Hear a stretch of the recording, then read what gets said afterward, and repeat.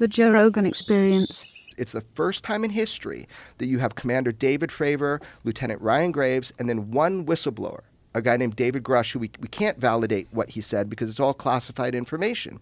But Commander Fravor, friends of ours, Commander Fravor, he just told what happened to him. He chased a UFO. Then you've got Ryan Graves, who his whole squadron has been seeing these things. You've had both on your podcast. But Grush stood up there, and he was very careful with his words, and I want people to know why. If you look at that setting, you're going to see right behind him was a guy named Chuck McCullough. Chuck McCullough is the former Intelligence Community Inspector General. So like the cops of the intelligence community. And he was right behind David Grush, who is his client. So he's representing David Grush because David Grush put a whistleblower complaint. And look at those two handsome guys right there. So there's, this is the biggest conspiracy photo of all time. Can you imagine people seeing this and being like, what are those idiots doing up there with him? But so behind Look at David, that dude with the beard and the glasses in the back. He looks so happy. Yeah, dude. Yes, UFOs. People think that guy with the bald head is James Clapper. By the way, I got a bunch of it wasn't. I got a bunch of comments that Clapper was looking at my notes during that. So Who is that guy? I don't know. He's just part of Ryan's organization But here's the deal, man. This photo is kind of hilarious because George had ontological shock when we were in that room. It's like he's sitting there. He's sitting there seeing, after all this time, this shit's being said out loud. So what happened was the seats were kind of like designated for us because George and I were supposed to testify, by the way.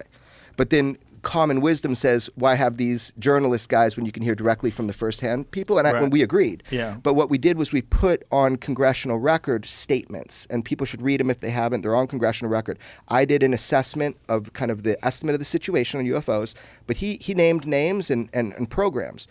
But what you're seeing there is, and I kind of had to fight for this, is getting his lawyer behind him should be like an obvious fucking thing when a guy's going up to testify under oath in front of Congress. If you believe him, he's speaking under whistleblower protection. Dude, it was hard to get his lawyer behind him. I had literally had to put the lawyer behind him. So we got the lawyer behind him so he could lean in and be like, careful, Dave, careful, which he did like a bunch of times. Mm-hmm. And then there's George looking all scrunched, and everybody's like, why Jeremy over there with no one next to him? I think people are a little afraid of me because, a little bit of a maniac sometimes. Whatever. We're there. Dave starts talking. They ask him questions. These weren't pre-scripted or anything. We're talking about what could be asked for sure, but they weren't pre-scripted. What Dave Grush said, and correct me or add to if I get this wrong, Dave Grush said, I did an investigation. It was my job. I was hired by, and this is a guy from the National Reconnaissance Office, the National Geospatial Intelligence Agency. Like this guy he's been in the intelligence community a long time. And he sits there under oath and he says, I did an investigation.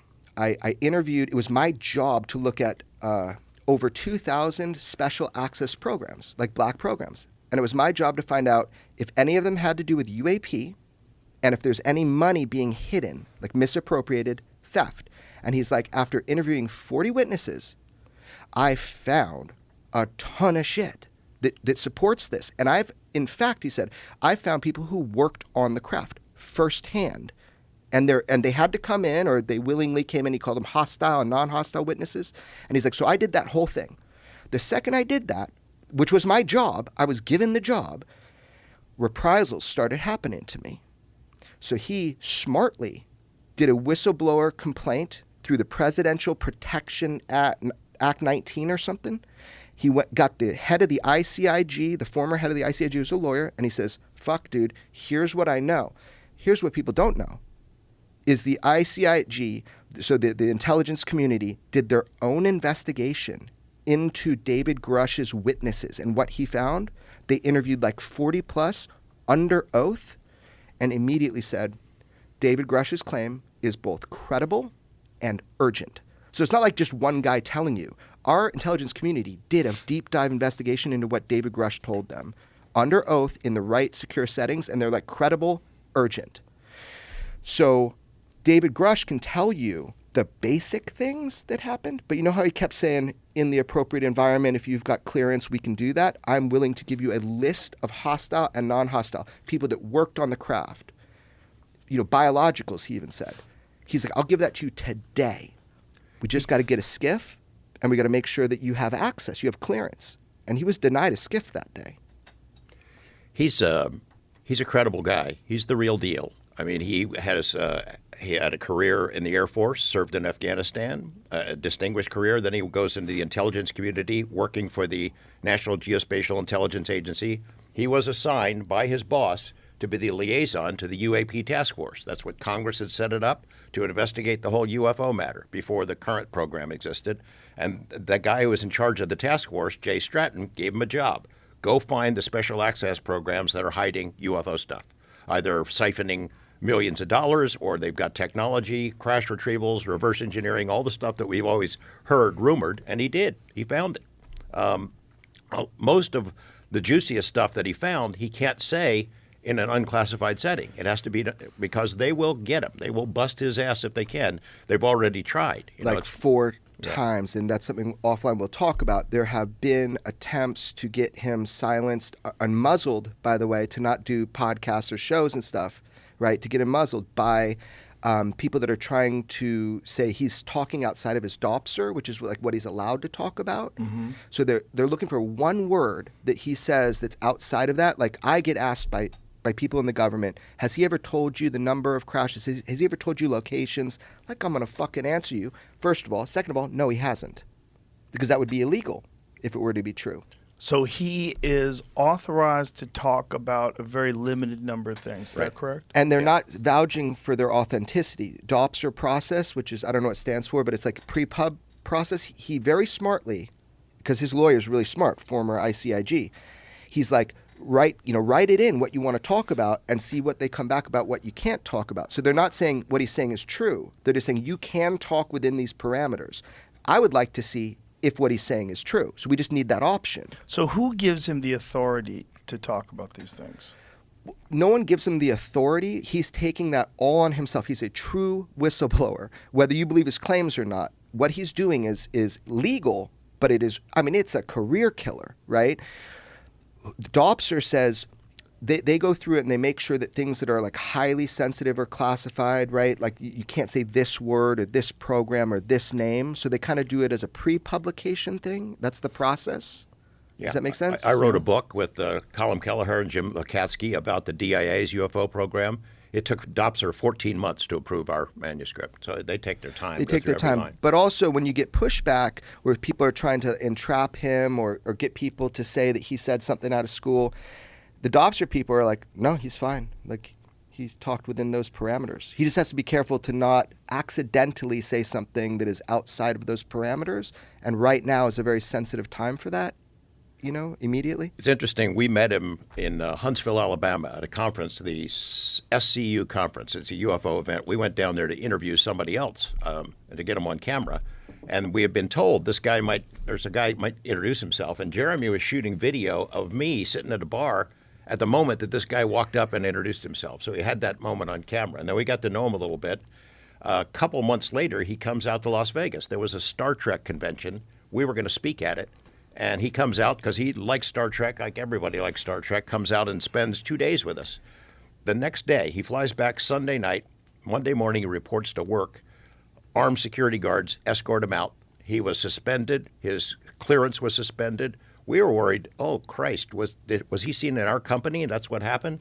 But that was the beginning of his first real big trial by fire.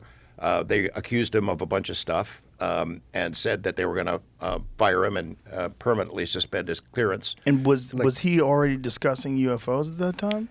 Not with us, but he had already been investigating it on behalf of the UAP task force, and he had shared information through the whistleblower process with the Inspector General. Yeah, let me just break it down real simple. So here he is. He gets this job. He's looking at all these special access programs. He's a fucking brilliant guy. He's a physicist, by the way.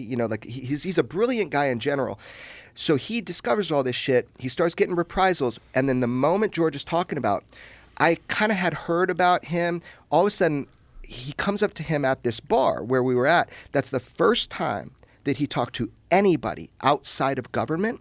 Now, he didn't share anything he shouldn't, but he's kind of coming to George and then to me to say, I'm doing this whistleblower thing. I am concerned for my safety and just in general for my career. He wanted a journalist or journalists to know, not to report on it. So imagine that. We don't even break the story that we had before anybody, right?